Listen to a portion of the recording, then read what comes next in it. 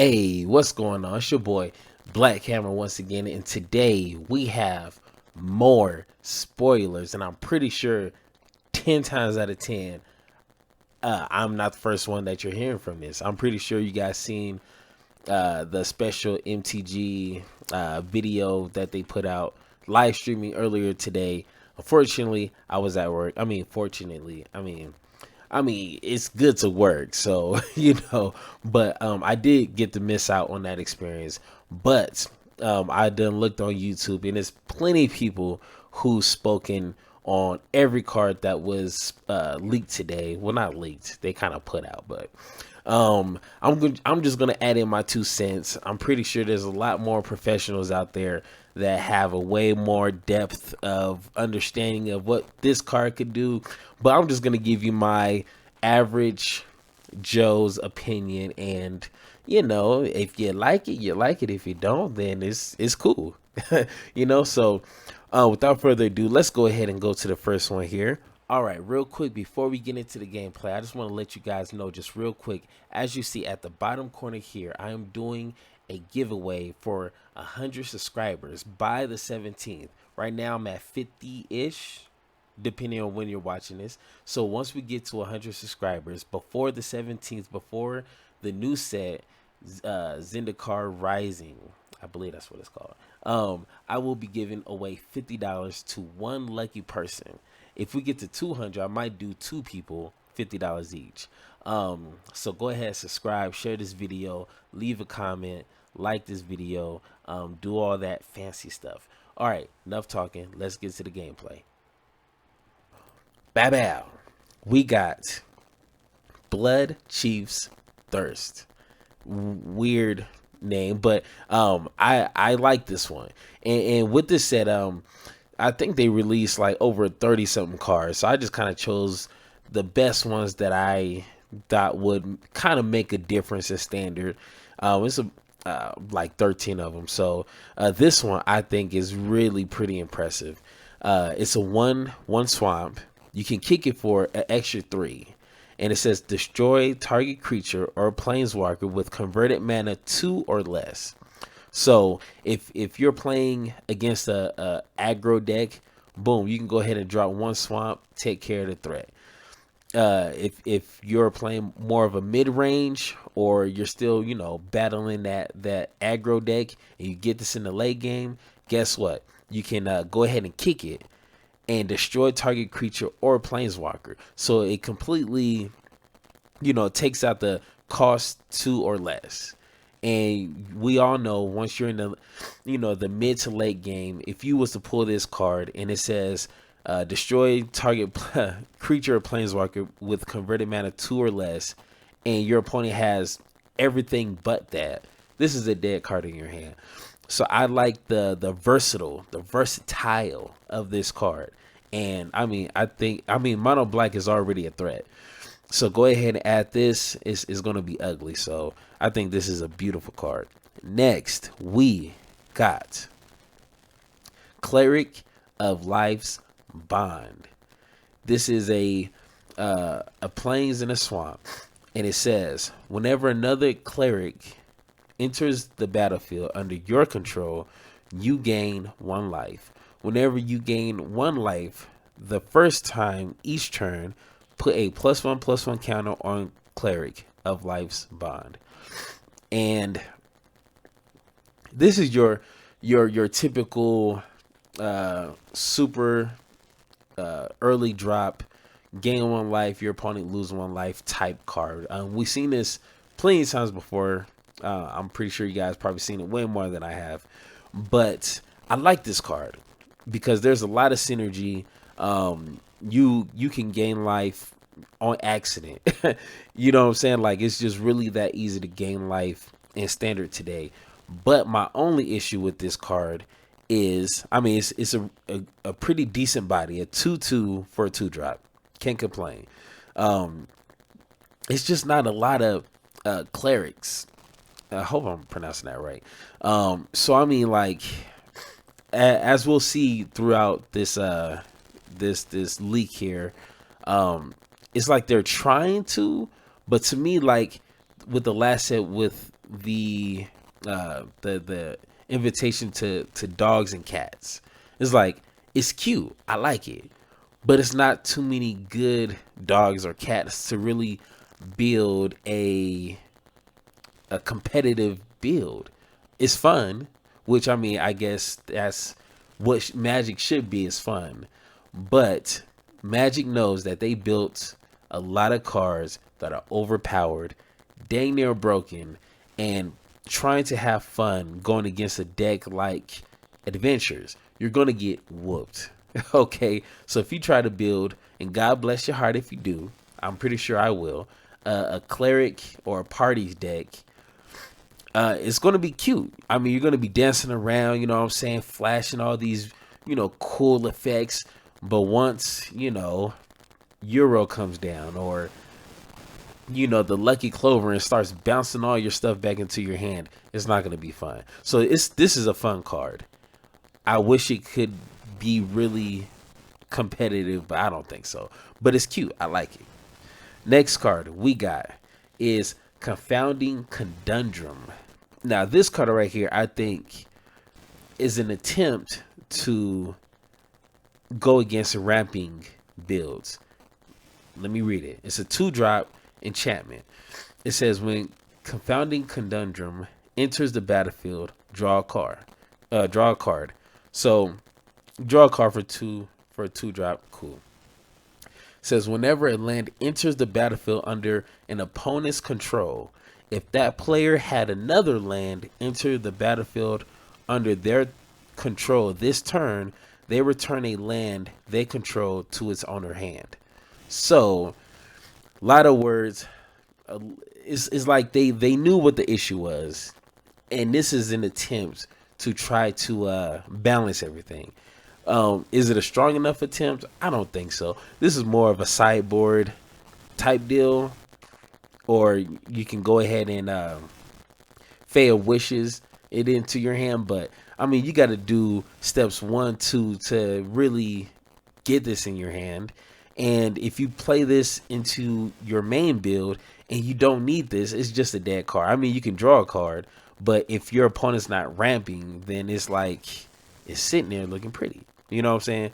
Well, sitting there looking ugly because you just drew a card for 2 and that's it. You know, so it's an attempt to try to correct what the monster they built. You know what I'm saying? So it's cool. I'm pretty sure someone could like make an argument that this is better than what I think, but it's just an attempt. So let's go to the next one. Now, this is Drana, the Last Blood Chief. Now, everybody and their mama was loving this card, and I kind of just briefly read over it after I got off work today, and it's cool. It's not like, oh my god, I gotta drop everything I'm building and build around this card. Let me read it to you. It's a 3-drop, 2 swamp, legendary creature, flying. It says, whenever Drana, the Last Blood Chief, attacks, defending player chooses a non-legendary creature card in their graveyard. Return that card to the battlefield with a +1/+1 counter on it. The creature is a vampire in addition to other types. And it's a 4/4. It's cool. I like it. You might put 2 copies into your deck, 3 if you're real nasty like that, you know what I'm saying? But it's cool. My only issue is it's so much removal, it's so much bounce, it's so much nasty counters, especially with Demir, I think. Demir Flash. Oh my gosh. It's just gonna be ridiculous. Flash and Mill is gonna have their run. In my opinion, Flash and Mill is going to kind of be competitors in this standard. And this is cool. Once again, it's an attempt to try to throw something, you know, fresh out there, because reanimation was a thing, at least to me, a couple of standards ago. Now it's not as, I mean, you got Luris, but that's just, you know, 2 or less, you know what I'm saying?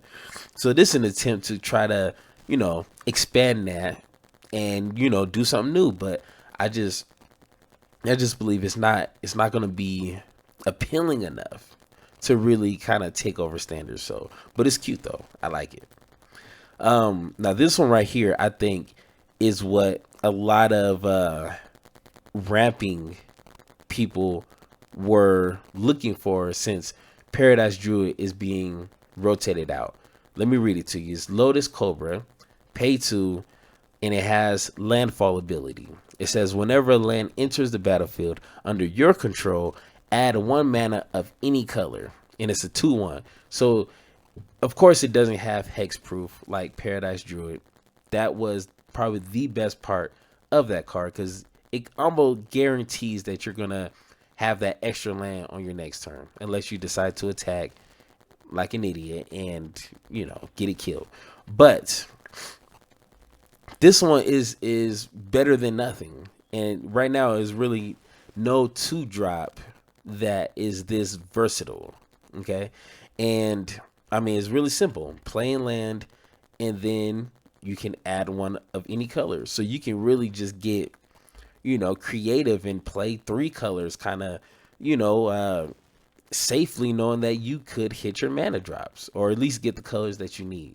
So it's cool. I like it. I'm pretty sure we're gonna see this in every ramping deck or every ramping build that involves green. You're gonna definitely see this without a doubt. So it's pretty self-explanatory.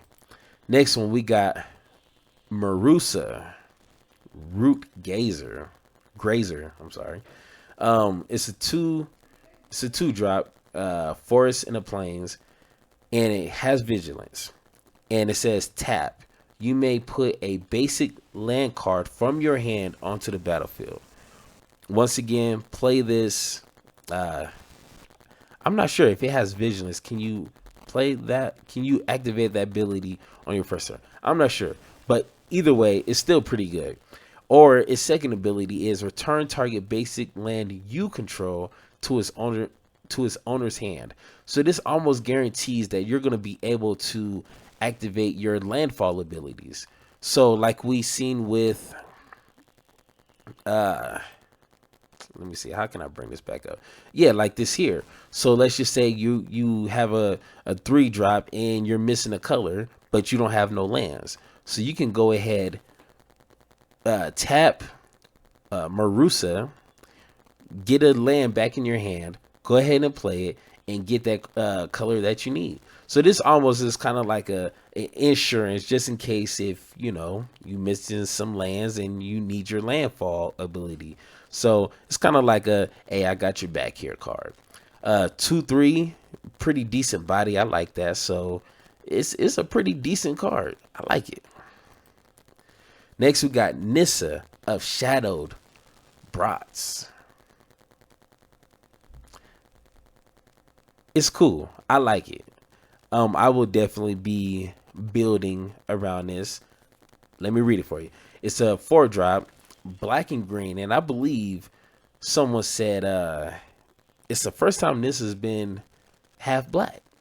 I was like, I already kind of knew that. You could tell by the big features, you know what I'm saying? Like it was kind of a given, but either way, it has a landfall ability. It says whenever a land enters the battlefield under your control, put a loyalty counter on Nissa.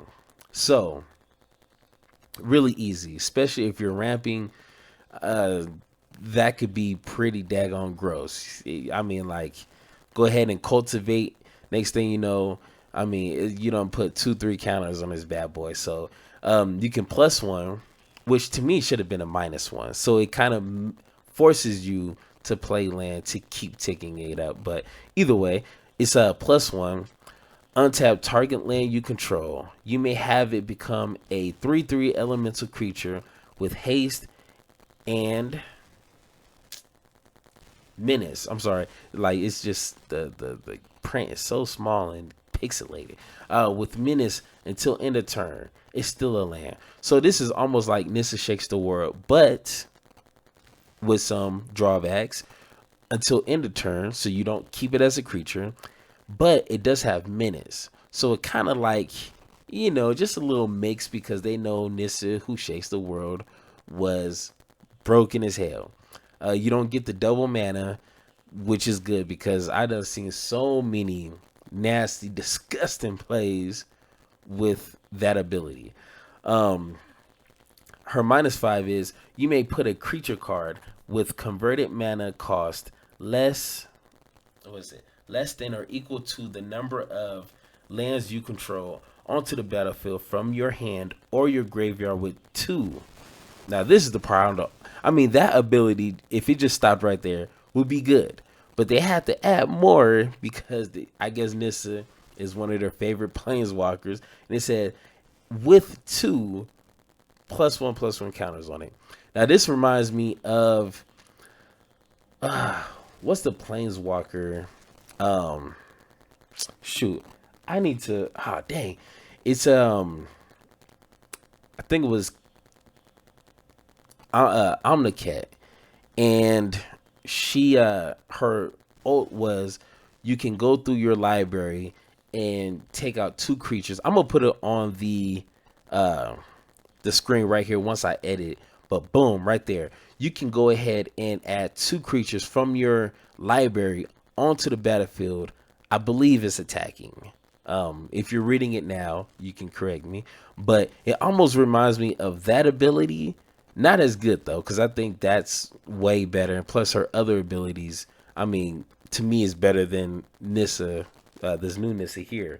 But this is pretty decent. Like, it does have that reanimation effect, and it's still Nissa who can create hasty creatures with lands. So I think that's a new mix. They're not just making it mono green. They're not, just making it stupid like that. They're kind of mixing colors in to kind of force people to be more creative. You know what I'm saying? So I like that. So this is going to be a great card. Next, we have Omnith Omnath. I hope I'm saying it right. Lotus of Creation. This time it has a splash of white. Now, I was never a fan of this card before in Standard. I just never was an elemental player. But this one seems pretty decent. I'll read it and I kind of tell you what I think. It's a legendary creature, which is good because last time you can play like 4 or 5 of them, I believe. It says whenever this creature enters the battlefield, draw a card. So boom, draw a card, 4 drop, good to go. It has a landfall ability. It says whenever a land enters the battlefield under your control, you gain 4 life. If this is the first time this ability has resolved this turn. So your first turn playing this, you gain 4 life, which is probably the best starting abilities because, I mean, it's probably going to be a hassle getting this out. You're probably going to get hit upside the head a couple times. So gaining that 4 in life kind of lets you proceed with the game without losing. It says if it's the second time, add red, green, white, blue. So pretty much the colors that you have to spend to cast it. You get to add that into your mana pool, which is pretty daggone gross because you already spent 4 to cast it. Next turn, drop a land, you got 5. Now you got 9 lands potentially. What you gonna do with it, I don't know, but you potentially got 9 lands. And it says if this is the third time, Omnith deals 4 damage to each opponent and each planeswalkers you don't control. Now, what would have made this really gross is if it said deals 4 damage to each opponent and each planeswalker and each creature you don't control. That'll kind of like seal this card as an amazing finisher. Like, people, your opponents will be like, we got to get rid of this card before turn 3 because if not, everything's getting blown up. So I think that would have like really pushed this card to be more than just a commander card, which I've been hearing people say. So, but it's cool. I might play elementals, just depending on what else they have that can make this card, fit. But it's cool. I like it. Let's go to the next one here. We have Orth. I don't know how to say that. Skyclave Hair Orphans. Boy, they whoever comes up with these names, man, they need to make a car named Bob or John. Like, come on, like these names, man, they gonna run out of ideas. It's a legendary creature, 4-drop, plains in a swamp with lifelink, and it says whenever this creature or another cleric you control dies, return target cleric card with lesser converted mana cost from your graveyard to the battlefield. Now, of course, we already know when it comes to your plains and swamps together, I don't know the proper name for that. It's always a lot of return to graveyard effects. When something dies, you gain life. When something dies, return this. When something enters the battlefield, return this. So this is your typical, shindig. But once again, it's a cleric. Unless they just gonna poop out a whole bunch of more clerics, this card is cool. It specifically says, or another cleric. So, I mean, you might have to run a tribal cleric deck just to make this card really shine, which is possible. It's legendary 4-drop. So, usually when it comes to 4-drops, I like to run 4 creatures in that slot. With legendary, you definitely don't want 4 legendary because it just gets nasty after that. So,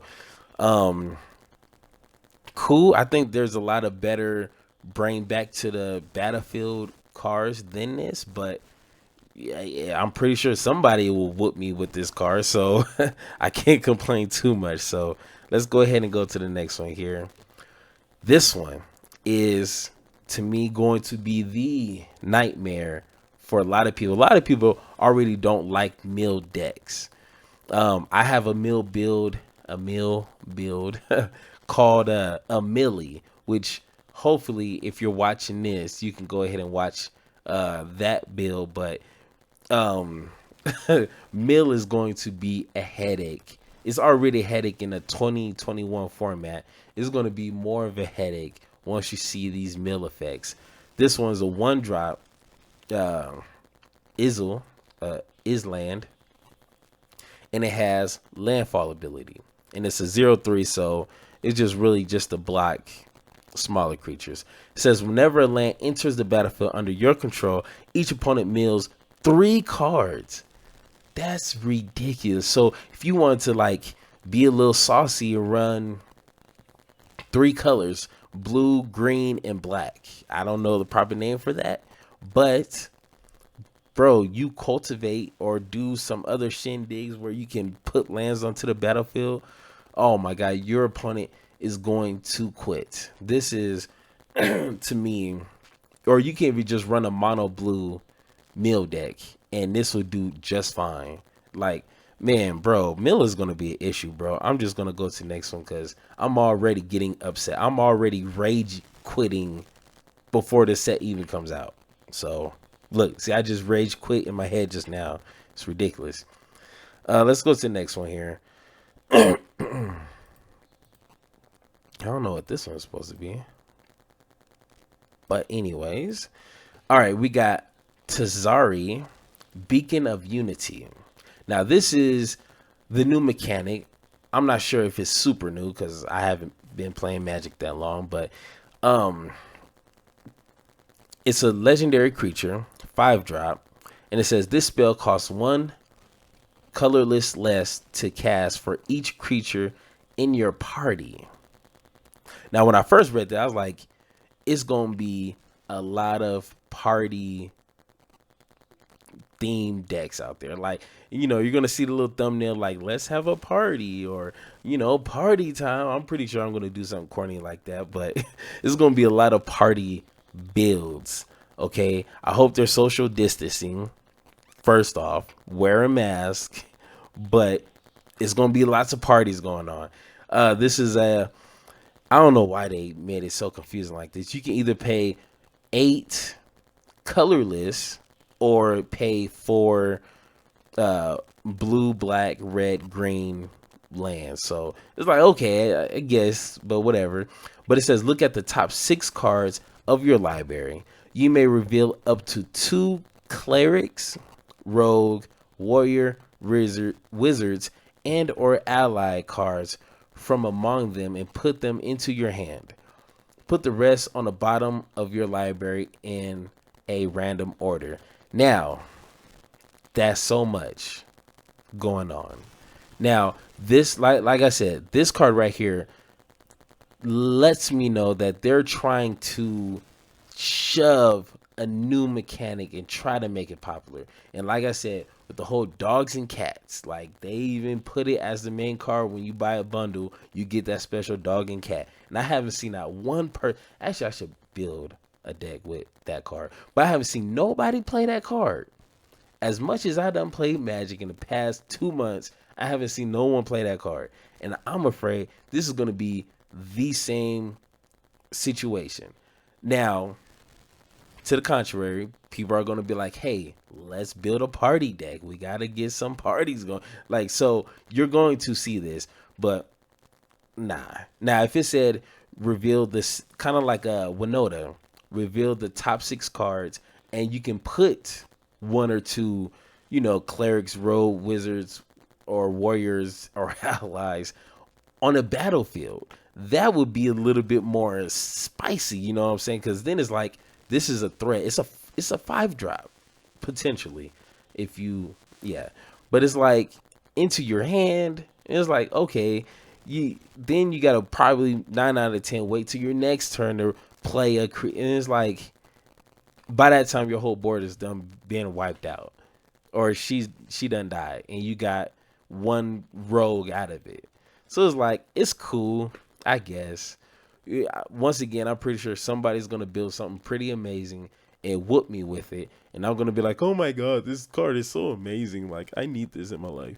But other than that, I don't think that's gonna happen. But let's go to the next one. Now we got Spoils of Adventure. Once again, 6-drop, instant speed, so I guess that's better. Says this spell costs 1 less to cast for each adventure, or for each creature in your party. Now, I'm pretty sure you guys heard the professionals. I already explained what a party is, but here's what it says. It says your party consists of up to 1 of each. So 1 cleric, rogue, warrior, and wizard. So you need 4 creatures on a battlefield at once, 1 of each of those types. So this card could potentially only cost a plains and an island, which is cool. And it says you gain 3 life and draw 3 cards. Now, if you're cunning enough, if you're brave enough to cast this for 2, you're a winner in my book. Cast this for a white and a blue. You gain 3 life, draw 3 cards. You won in your heart. Okay, you done got a personal victory in that game. But other than that, if you're casting this for 6 or 5 or 4, that's way too much. Way too much. You done paid way too much, overpaid for it on purpose. Okay, but if you can cast it for 3 or 2, hey, you're a winner in my book. So it's a saucy card, but you know, you gotta really want it to get this one. All right. So last, but definitely not least, not on this channel, we got, I think, the most gangsterist art there is in standard right now. One, the art wins me over. Okay, so I don't care if it just said Flash and he's a 2/2. I'm playing this in my build. This is Zareth San, the Trickster. We're gonna call him the Trickster for real. It's a 5-drop, which is decent. Legendary creature, merfolk rogue. So it kind of gives you incentive already to go ahead and play your rogue and your clerics and all that crazy stuff. It's a flash, so that already lets you know what's gonna be happening. It's a flash, guarantees gonna be more flashes to come, especially if you have that 2-drop that allows your flash cards to be 1 less mana. So this potentially is a 4-drop, or if you got 2s, you get the picture. But it says pay 4, return. Okay, you gotta listen. It's a mouthful. It says pay 4, return an unblocked attacking rogue you control to its owner's hand. Put Trickster from your hand onto the battlefield, tapped and attacking. So what you gotta do is really be on your toes here. Whatever rogue that's not blocked. So if you got a rogue that has death touch, 9 out of 10 people don't want to block it. So if you're playing against a flash deck, let me warn you now, do not leave not one creature unblocked. If you do, you're going to see this dude in your face and you're going to be like, Black Hammer done told me not to let that happen. So, like I said, make sure you have a rogue that's not blocked. If you do, you can put that card back into your hand and place the Trickster tapped and attacking. And it says whenever Zareth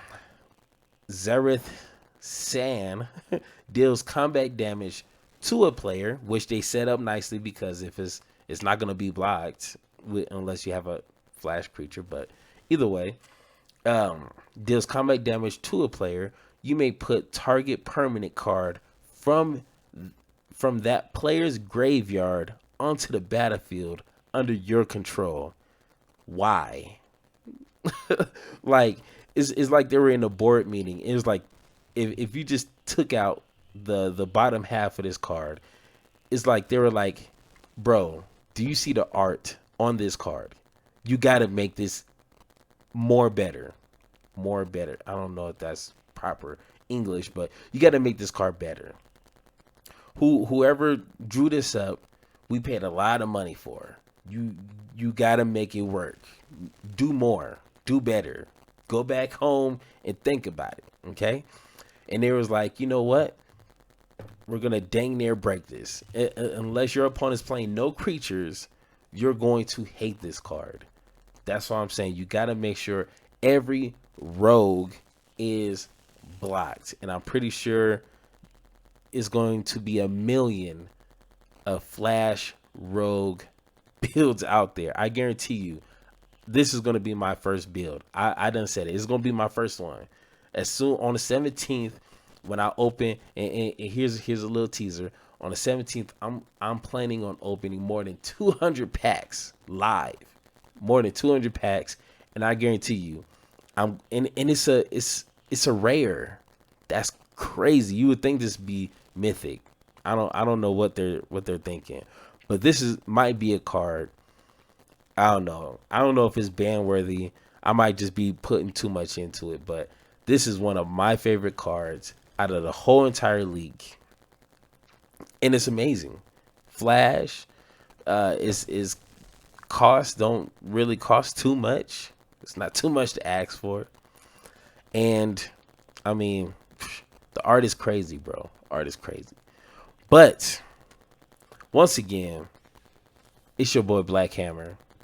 As you see at the bottom here, bam, right there. I don't know if you can see that, but on the 15th, the giveaway ends. I'm going to be choosing one lucky person to win $50 so they can go ahead, get this new set, or get some groceries or some gas, or like someone on Twitter said, some hot wings. Go ahead, enjoy some hot wings, take a picture, send it to me. Nothing crazy. Don't need to see all that. Just send a picture of some hot wings and you just chilling, saying, hey, thank you, Mr. Black. Thank you, Mr. Hammer, for the $50 and the wings and the full stomach.